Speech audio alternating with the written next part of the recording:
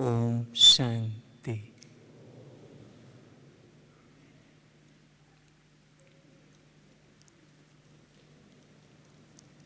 हम सब आत्माएं साहबजादे सो शहजादे बनने वाली विशेष आत्माएं हैं। हम आत्माओं का भाग्य स्वयं भगवान ब्रह्मा बाप के द्वारा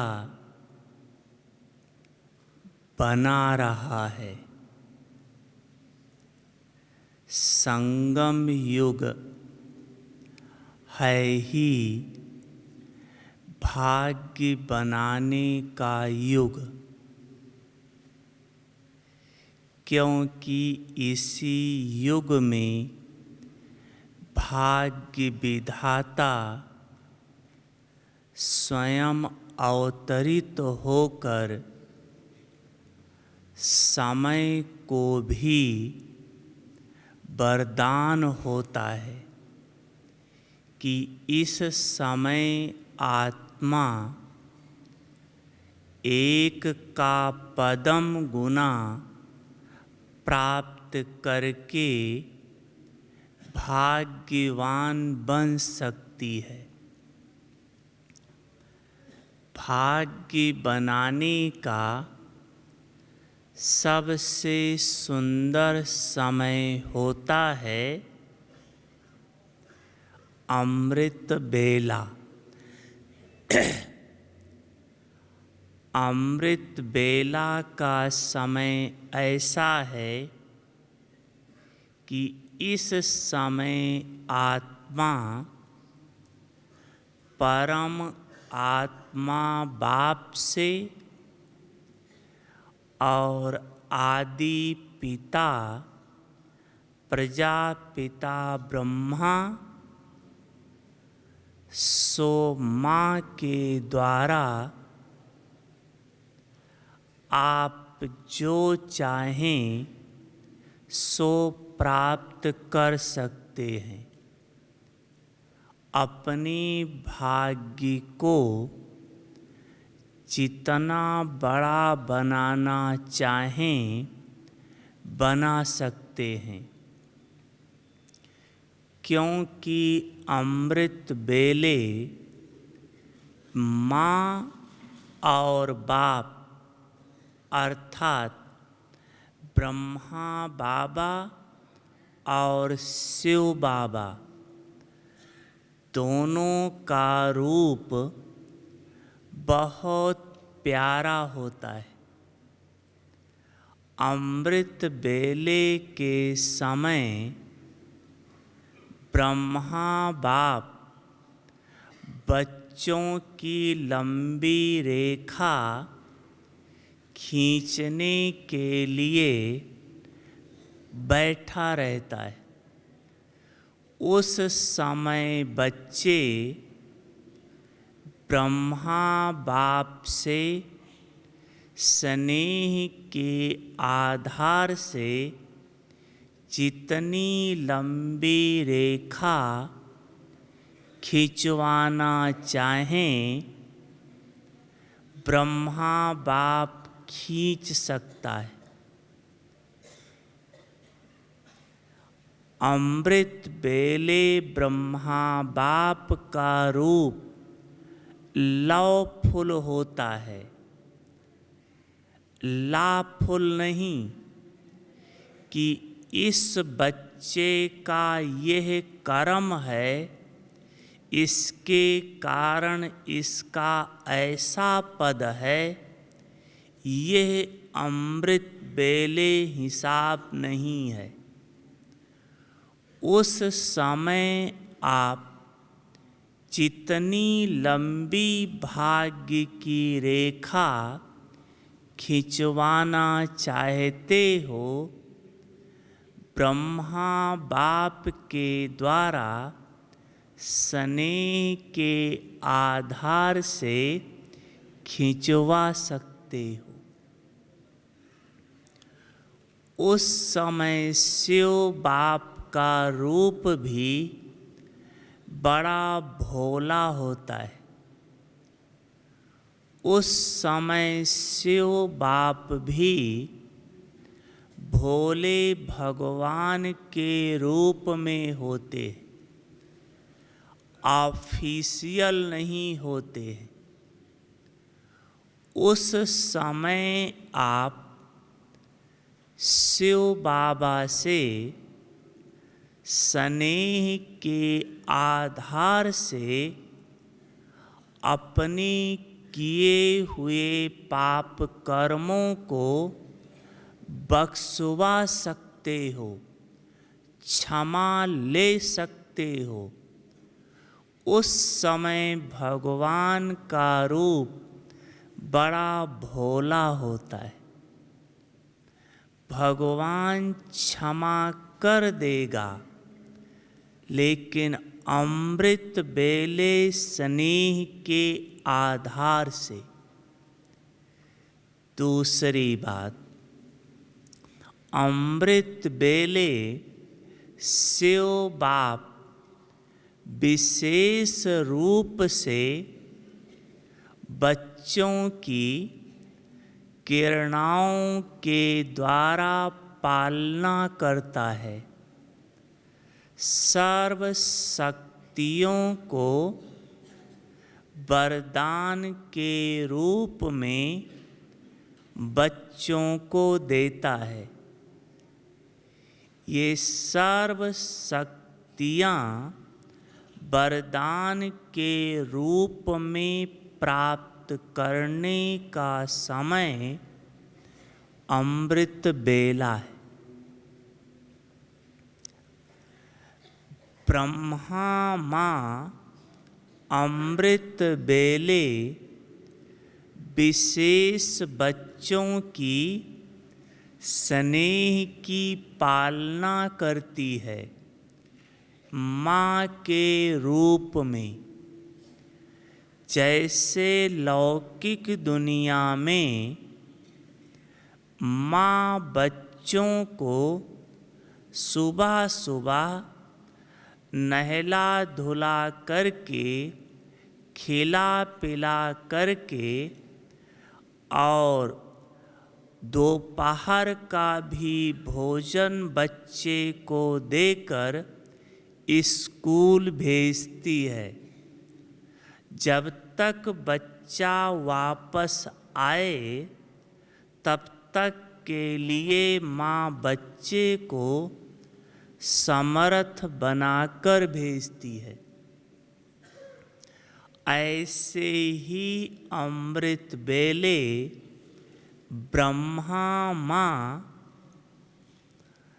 उन स्नेही बच्चों को जो अमृत बेले विशेष स्नेह के आधार से ब्रह्मा माँ या शिव बाप को याद करते हैं, ऐसे स्नेही बच्चे को ब्रह्मा माँ वतन में इमर्ज करके इष्टा सकाश देती है, इष्टा बल भरती है, जिससे वो बच्चा सारे दिन के लिए समर्थ बन जाता है, शक्तिशाली बन जाता है। यह विशेष पालना ब्रह्मा माँ अमृत बेले वतन में बच्चों की करती है। अमृत बेले के समय को अमर बनने का समय कहा गया है। अमृत बेले का समय आदि काल का समय है। वो दिन के शुरू होने का समय, दिन के अर्थात आपकी दिनचर्या शुरू होने का समय है। अगर आपका अमृत बेला श्रेष्ठ बन गया, विशेष बन गया, तो आदि का समय विशेष होने के कारण मध्य और अंत भी विशेष रहेगा। जिस आत्मा ने अमृत बेले को सफल कर लिया, वो सारा दिन सफल रहेगी। लेकिन कई ब्राह्मण बच्चे अमृत बेले के महत्व को या तो जानते नहीं हैं और या तो जानते हुए उसको सफल करने का पूरा पुरुषार्थ नहीं करते।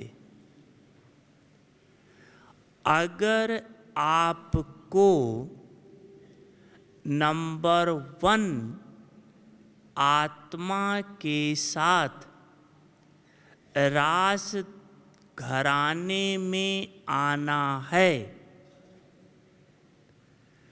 तो आप अमृत बेले को पावरफुल बनाओ। देखो, मम्मा बाबा जब अमृत बेले 4 बजे उठने का नियम भी नहीं बना था, तब भी मम्मा बाबा 2 बजे उठकर योग करते थे। जब 4 बजे नियम नहीं बना था, तब भी 2 बजे उठकर योग करते थे। इसलिए नंबर 1 विश्व महाराजन, विश्व महारानी बने। इस समय संगम युग का आदि काल और सतयुग का आदि काल दोनों का बड़ा गहरा कनेक्शन है। 8-7-73 की मुरली में आप पढ़ लेना जो बात बता रहे हैं। इस मुरली में बाबा ने बहुत सुंदर बताया है कि जो बच्चा इस समय अर्थात संगम युग पर जो बच्चा यहाँ जितनी देर से उठता है, जितनी देर से, वो उतनी देर से सतयुग में आएगा। और जो बच्चा जितना घंटा यहाँ कम होता है, सतयुग में उसके उतने जन्म कम होंगे। और जो बच्चा सुबह 4 से 5 योग करता ही नहीं है, वो तो स्वप्न भी न देखे कि हम सतयुग में आ सकते हैं, आएगा ही नहीं। इतना अमृत बेले का महत्व इस समय संगम युग पर है। कई बच्चे 2 बजे उठकर योग करते हैं। 2 बजे उठना बहुत अच्छी बात है। 2 बजे उठकर अगर कोई बच्चा योग करता है तो ये तो ऐसे है जैसे कि ओवर टाइम करना। ओवर टाइम का डबल पैसा मिलता है।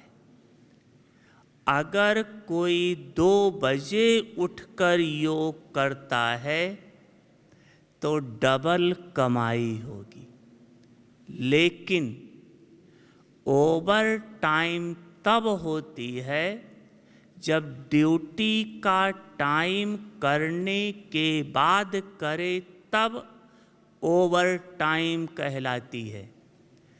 कई बच्चे 2 बजे उठकर 4 सवा 4 तक योग करते हैं, फिर सो जाते हैं। उस योग से कोई फायदा नहीं। अगर 4 से 5 योग न किया तो 2 बजे का उठा हुआ आपका योग ओवर टाइम न होकर पार्ट टाइम होगा। पार्ट टाइम का थोड़ा पैसा मिलता है, थोड़ी प्राप्ति होगी। इसलिए जो भगवान ने नियम बनाए हैं, 4 बजे से 5 बजे या 4:45 तक योग करना, इस नियम में पक्के रहो। यह अमृत बेले 4 से 5 जो योग जब से ब्राह्मण जन्म हुआ तब से और जब तक आत्मा इस शरीर में है तब तक अगर इस नियम को निभा रही है तो गारंटी है कि सतयुग के आदि में अवश्य आएगी। और जो आत्मा अमृत बेले उठकर 4 से 5 योग करती है और सर्व प्राप्तियों का अनुभव करती है, वो आत्मा सतयुग के आदि में सर्व प्राप्ति संपन्न राज्य करेगी। अगर अमृत बेले उठकर सर्व प्राप्तियों का अनुभव आत्मा को नहीं होता है, कभी होता कभी नहीं होता, तो आदि में अवश्य आएगी, लेकिन सर्व प्राप्ति संपन्न राज्य न मिलकर राज घराने में कुछ जन्म के बाद आएगी। तब तक उसको प्रजा या नौकर चाकर बनना पड़ेगा। इस समय जितनी प्राप्ति सतयुग में, उस आधार से उसका जन्म। अगर आप यह एक नियम पक्का कर लो कि मुझे अमृत बेले 4 से 5 योग करना ही है, इस नियम की पालना के रिटर्न में भगवान की आज्ञा की पालना करने के कारण भगवान के आशीर्वाद के पात्र बन जाएंगे। भगवान का आशीर्वाद, भगवान की दुआ आपको सहज ही महान बना देगी। वैसे भगवान का आशीर्वाद सदा सब पर है ही है, लेकिन उसको मिलता है जो उसके पात्र होता है, लायक होता है, उसको ही मिलता है। तो लायक बनने का आधार है आज्ञा की पालना करना। और पहली आज्ञा है अमृत बेले उठकर बाप को याद करो। ये जीवन का लक्ष्य मैं समझता हूँ हर ब्राह्मण आत्मा ने अपनाया होगा। अगर अभी तक किसी आत्मा से ऐसा हुआ हो जो कारणे अकारणे अमृत बेले का योग मिस हुआ हो, किसी का भी हाथ नहीं उठवाते हैं, तो आज आप बाबा के कमरे में जाकर के बाबा से माफ़ी लेकर के और प्रतिज्ञा कर लो कि अब बाबा आज से अमृत बेले का योग मिस नहीं करेंगे। तो आप नंबर आगे ले सकते हैं। लेकिन यह आज से दृढ़ प्रतिज्ञा कर लेना, फिर मिस नहीं होने देना। हमें तो अपने जीवन का जहाँ तक स्मृति है 35 साल हो रहा है, आज तक अमृत बेले का योग मिस नहीं हुआ है। ये विशेष लक्ष्य रखा है। लगे या न लगे वो अलग सब्जेक्ट रहा है, लेकिन मिस नहीं होने दिया है। जो अपने हाथ में है वो पुरुषार्थ रखना है। तो आप सब भी ये आज से विशेष लक्ष्य ले लेना। अमृत बेले उठकर बाबा को प्यार से याद करना। ठीक है? अमृत बेले अगर आपका महान बन गया तो सारा दिन महान बन जाएगा। हर एक को अनुभव होगा कि जिस दिन सुबह योग अच्छा लग जाता है, उस दिन मुरली सुनने में भी मज़ा आता है। उस दिन अगर छोटी मोटी परिस्थितियाँ आ जाएं, तो उसका भी डोंट केयर कर देते हैं, कुछ प्रभाव नहीं पड़ता है। ये हर एक को अनुभव होगा। तो जैसे सारे दिन की दिनचर्या का आधार अमृत बेला है, बाबा ने बहुत सुंदर एग्जाम्पल देकर बताया था कि जैसे देखो ट्रेन जब चलती है, आप लोग ट्रेन में आए होंगे, चलो बाबा के पास।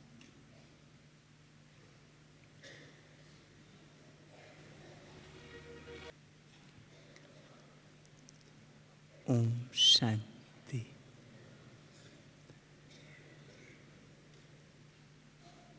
सारे दिन की दिनचर्या का प्रभाव अमृत बेला अर्थात आदि के आधार पर है।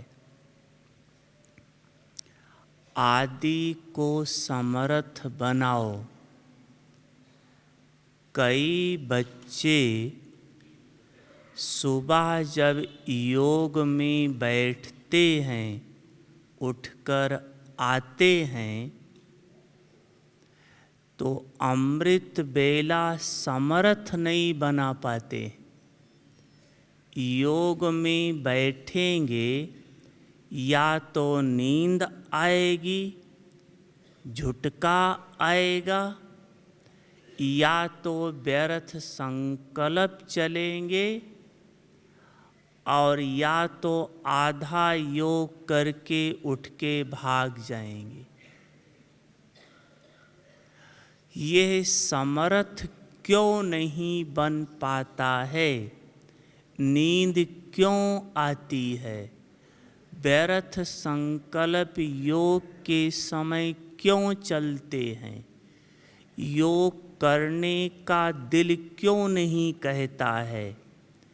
इसका कारण 3 है। तीनों में से कोई न कोई कारण होगा जो ये हमें जैसे हम आत्मा चाहते हैं वैसा नहीं कर पाते। पहला कारण है, अगर आपका योग पावरफुल नहीं लगता है तो उसका कारण है कहीं न कहीं श्रीमत की अवज्ञा की है।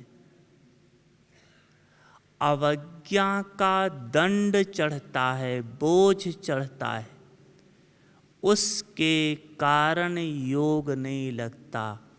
माथा भारी हो जाता है, आत्मा हल्की होकर उड़ नहीं पाती है, बाबा के पास बैठ नहीं पाती।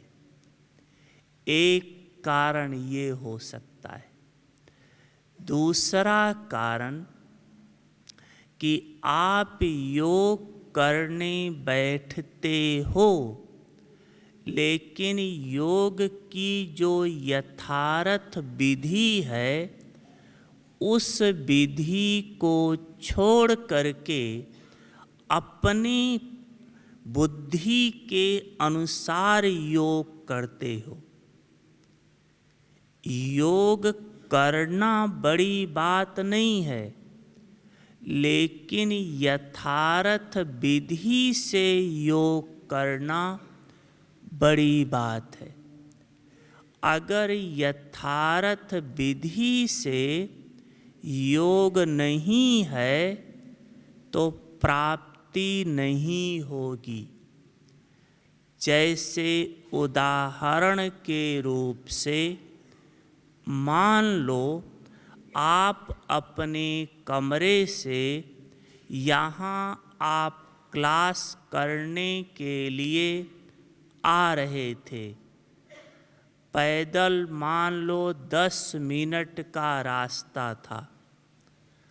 आप अपने कमरे से निकले और जो रास्ता इधर आ रहा था वो रास्ता छोड़कर अगर आप दूसरे रास्ते पर दौड़ते भी रहते और घंटा भी दौड़ते तो क्या पहुंच सकते थे यहाँ? नहीं ना।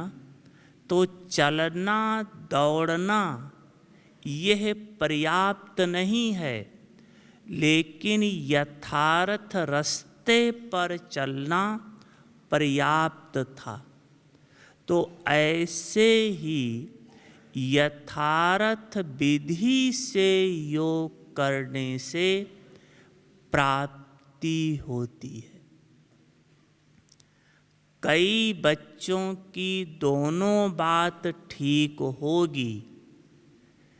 श्रीमत पर भी चलते होंगे, यथार्थ विधि से योग भी करते होंगे, फिर भी हो सकता है योग न लगे। सर्व प्राप्तियों का आत्मा अनुभव न कर पाए, इसका कारण है कि उस आत्मा के ऊपर पास्ट जन्मों के विकर्मों का बोझ बहुत ज़्यादा है, जो भगवान से लेना चाहती है, लेकिन वो विकर्म लेने नहीं देते।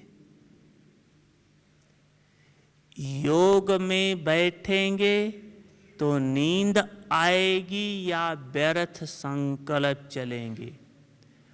मुरली सुनने बैठेंगे तो भी यही हालत होगी, क्योंकि भगवान देता इसी समय है। अगर सेवा करने जाएंगे तो वहाँ भी स्वभाव संस्कार का टकराव हो जाएगा। सेवा से जो दुआएं मिलनी चाहिए वो भी वहाँ नहीं मिल पाएंगी। ये है उस आत्मा के ऊपर पास्ट कर्मों का बोझ, जो इस समय भगवान दे रहा है, लेकिन वो बोझ लेने नहीं देता है। जैसे एक छोटी सी कहानी है भक्ति की, लेकिन है बाबा के बच्चों की। दिखाते भक्ति मार्ग में, दुनिया में तो शिव शंकर को एक मानते हैं, तो दिखाते हैं कि एक बार शंकर के ढेर सारे भगत पूजा कर रहे थे, तो पार्वती जी ने देखा तो उसमें कई भगत तो बड़े संपन्न थे और कई भगत बहुत गरीब थे। तो पार्वती जी ने शंकर को कहा कि आपके भगत इतने गरीब क्यों हैं, आप इन्हें संपन्न क्यों नहीं बनाते हो? कुछ तो संपन्न है। तो शंकर जी ने कहा कि ये तो इनके कर्मों का फल है। तो पार्वती जी ने कहा इनके कर्म का फल है, वो तो राइट है, लेकिन ये तो आपके शरण में आए हैं, आप तो इनको दो। तो शंकर जी ने कहा मैं देता हूँ, लेकिन इनके कर्म इनको लेने नहीं देते। तो पार्वती जी ने कहा अच्छा मेरे सामने दो, देखूं कैसे नहीं लेते हैं। तो शंकर जी ने कहा अच्छा आज मैं दूंगा, देखना ये लेते हैं या नहीं लेते। तो सब भगत पूजा करके वापस आ रहे थे, तो पहले वो भगत उस रास्ते पर आए जो संपन्न थे। तो रास्ते में ढेर सारा सोना चांदी सब ढेर सारा भगवान ने रख दिया और उसके ऊपर लिख दिया कि मैं तुम्हारी भक्ति से प्रसन्न हुआ हूँ और उसके रिटर्न में आपको ये खजाना मैं दे रहा हूँ। तो जो संपन्न थे उनको तो वो खजाना मिल गया और भरपूर हो गए। उसके बाद वो भगत आए जो गरीब थे, तो उनके लिए भी भगवान ने रास्ते पर ऐसे ही खजाना रख दिया और यही शब्द लिखा, तुम्हारी भक्ति से प्रसन्न हुआ हूँ, इस खजाने को स्वीकार करना।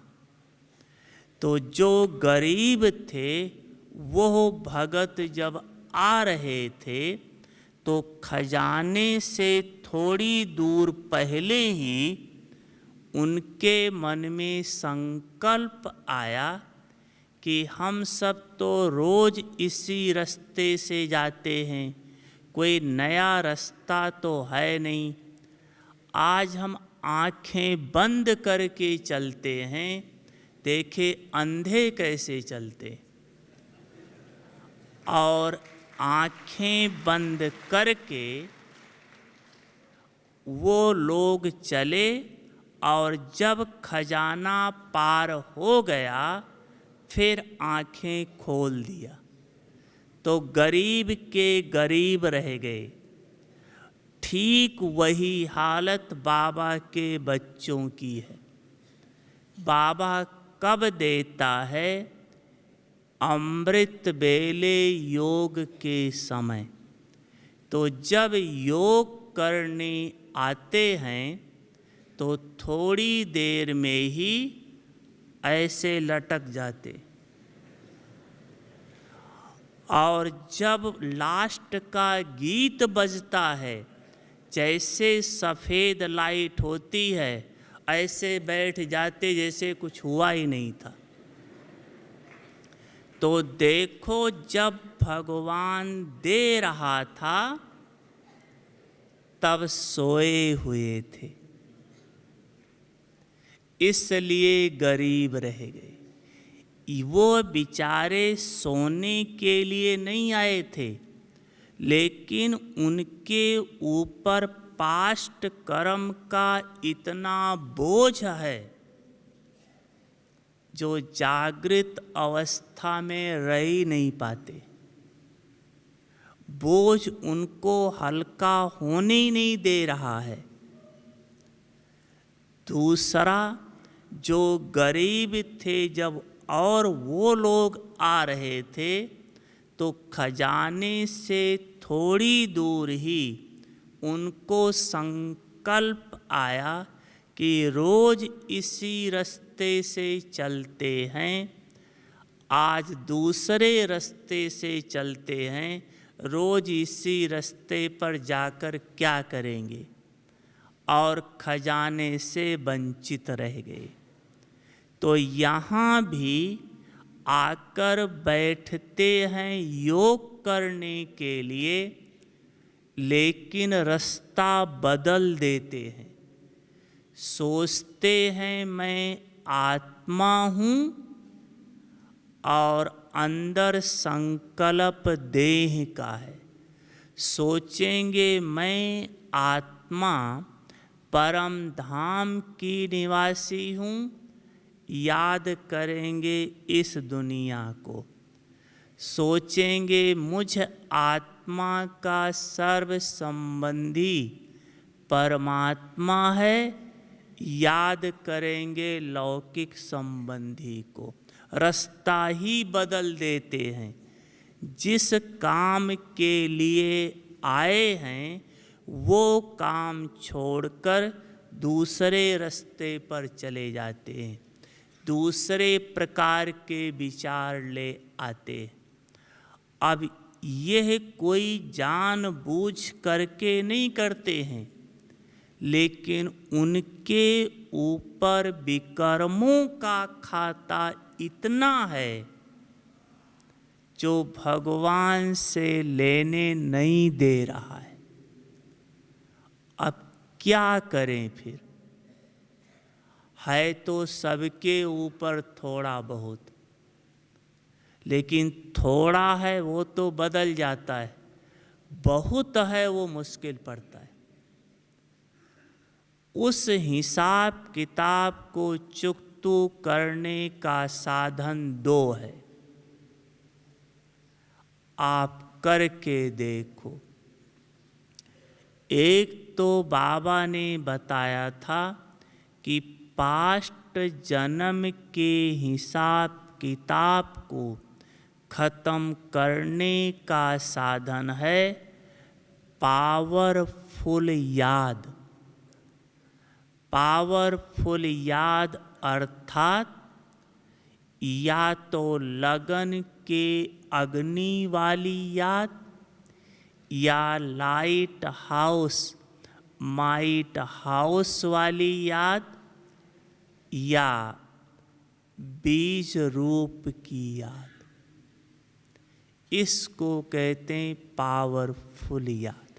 या तो ऐसी याद की स्थिति बने, लेकिन प्रश्न तो वही है कि याद में ही मन नहीं टिकता तो स्थिति ये कैसे बनेगी।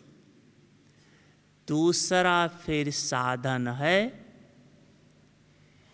कि आपसे जितना हो सकता है उतना धन से सेवा ज़्यादा करो।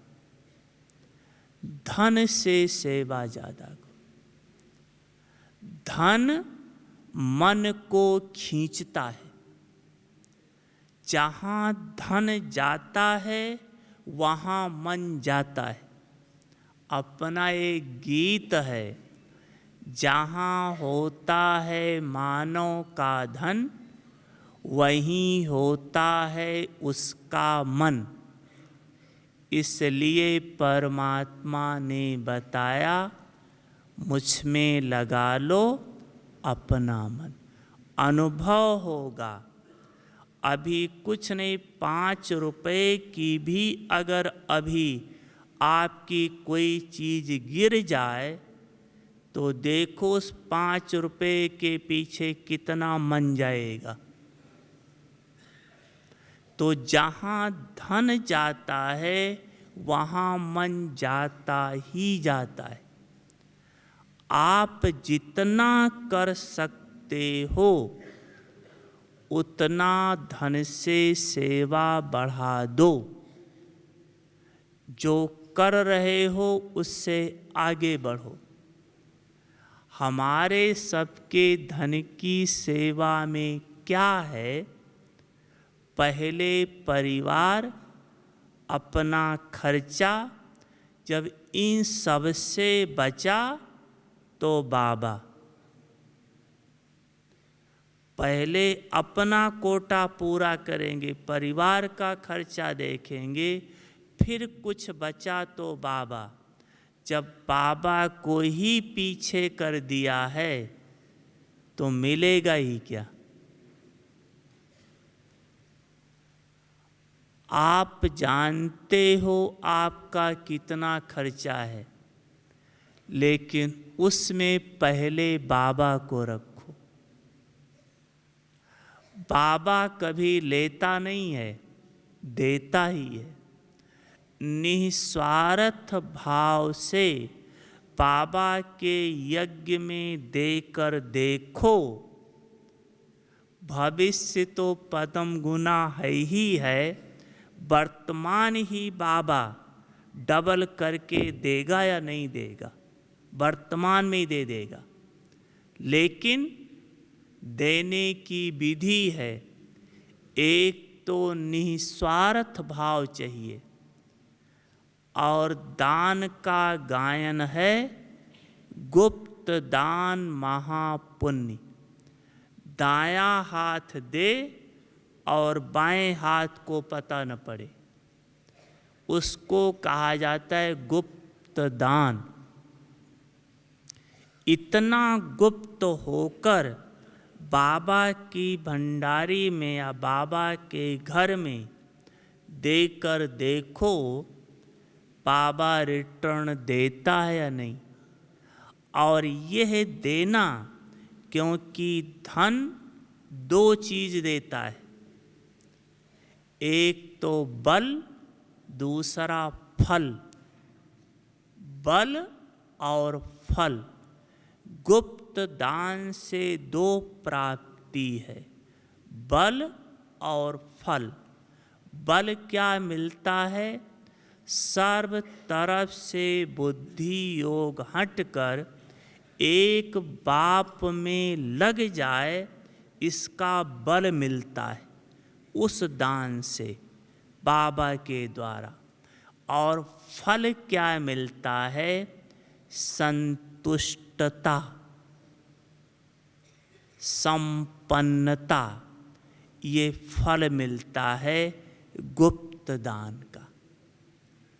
अगर गुप्त नहीं किया, दिया लेकिन प्रत्यक्ष कर दिया, प्रत्यक्ष करने का मतलब ही यही होता है कि जिसको भी दिया वो समझें कि हमने कुछ दिया है, रिटर्न हमारी महिमा हो। तो अगर प्रत्यक्ष किया तो बल नहीं मिलेगा, लेकिन फल मिल जाएगा। क्या फल? महिमा। क्योंकि अगर दिया है तो बहन तो महिमा तो करेगी ही, जरूर करेगी, वो मिल गया, लेकिन बल नहीं मिलेगा। सब तरफ से मन हटकर एक मीठे बाबा में लग जाए, वो नहीं हो पाएगा। तो यह जो विकर्मों का बोझा है, इसको हल्का करने की यह विधि अपना करके फिर अपने पुरुषार्थ को आगे बढ़ाओ। अमृत बेले को पावरफुल बनाओ। पावरफुल बनाने की विधि है, अमृत बेला आपका पावरफुल बन जाए, उसकी विधि है कि जैसे सारे दिन की दिनचर्या का आधार अमृत बेला है, ऐसे योग में आपका समर्थ संकल्प चले, श्रेष्ठ संकल्प चले, उसका आधार है आपका पहला संकल्प।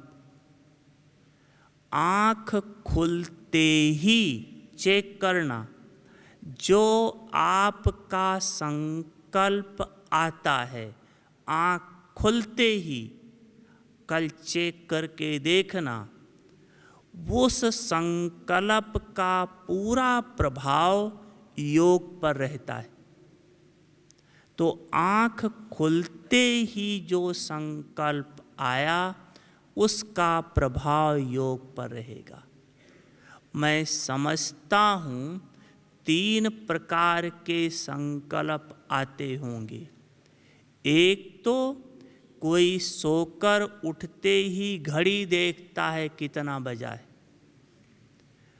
कोई सो कर के उठते ही जो अगले दिन की दिनचर्या का प्रभाव मन के ऊपर था, वो सो करके उठते ही याद आता है।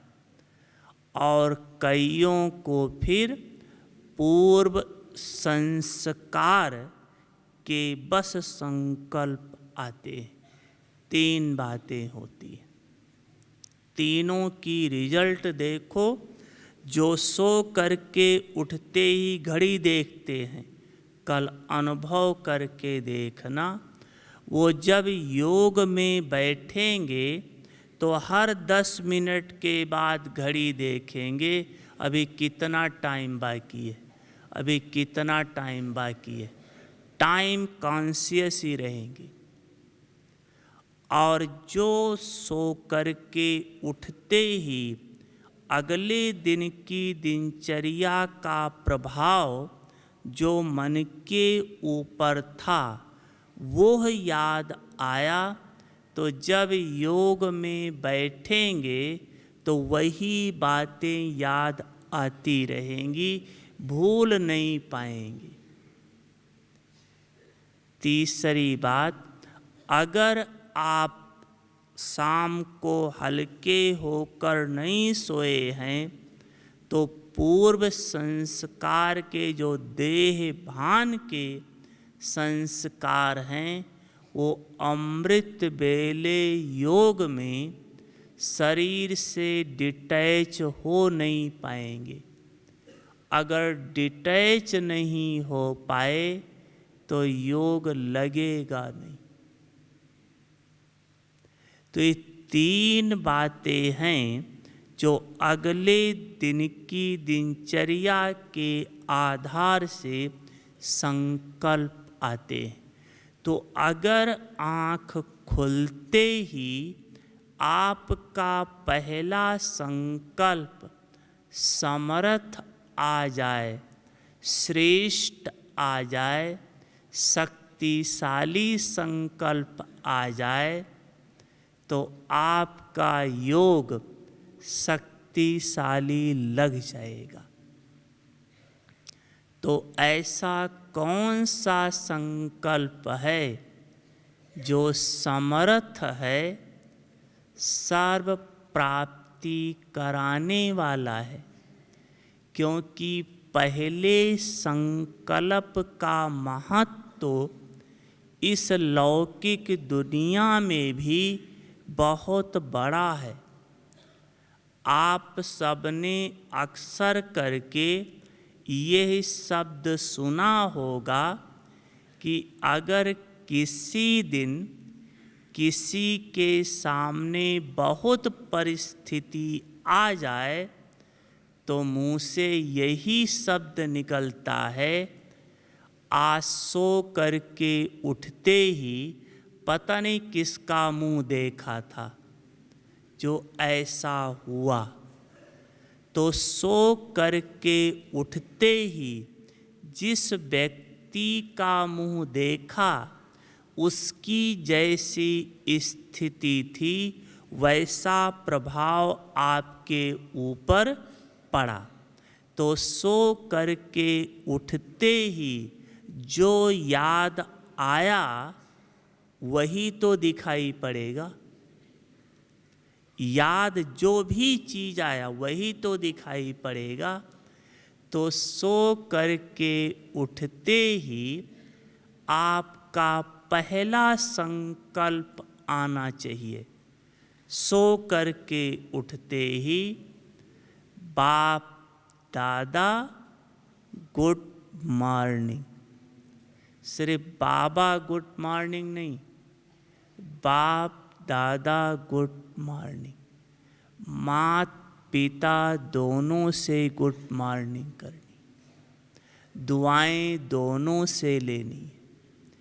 गीत है, ले लो दुआएं माँ बाप की, सर से उतरेगी गठरी पाप की। तो आँख खुलते ही ऐसा कौन सा संकल्प आए जिससे दोनों से गुड मॉर्निंग एक साथ हो जाए, ब्रह्मा से भी और शिव बाबा से भी। क्योंकि अगर आप ब्रह्मा बाबा से गुड मॉर्निंग करो तो आकारी बनना पड़ेगा, शिव बाबा से गुड मॉर्निंग करो तो निराकारी बनना पड़ेगा।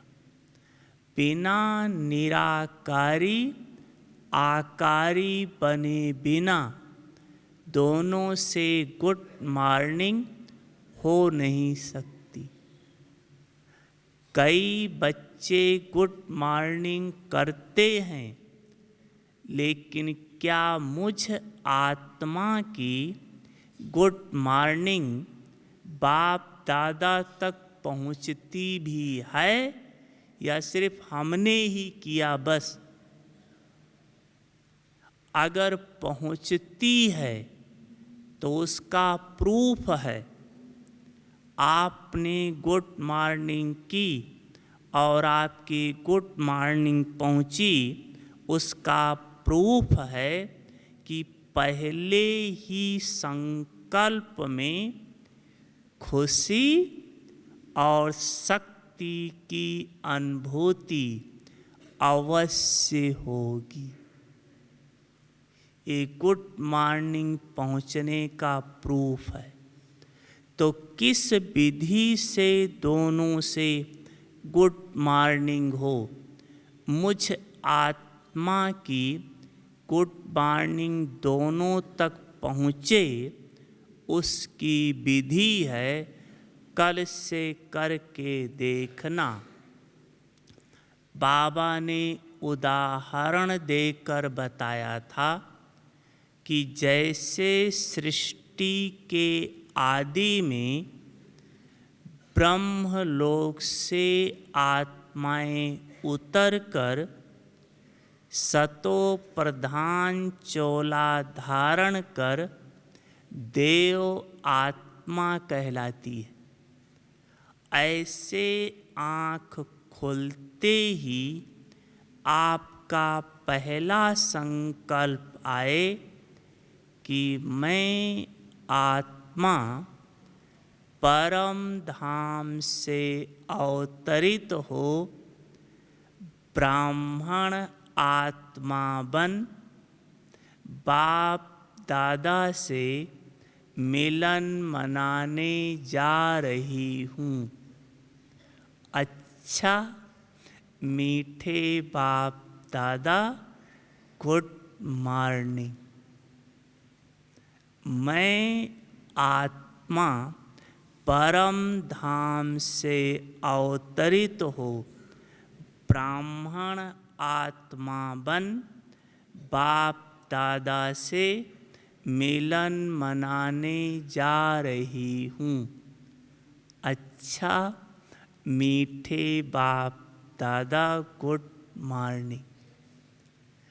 ब्राह्मण के नाते ब्रह्मा बाप से गुड मॉर्निंग हो गई और आत्मा के नाते शिव बाबा से गुड मॉर्निंग हो गई। इस विधि से गुड मॉर्निंग करके फिर आप योग शुरू करो तो आपका योग समर्थ बन जाएगा, क्योंकि पहला संकल्प समर्थ है तो योग स्वतः ही समर्थ हो जाएगा। इस विधि से अमृत बेले को श्रेष्ठ और समर्थ बना लो तो सारा दिन वर्तमान समय श्रेष्ठ रहेगा और भविष्य सतयुगी दुनिया में भी श्रेष्ठ पद की प्राप्ति होगी। अच्छा, ओम शांति।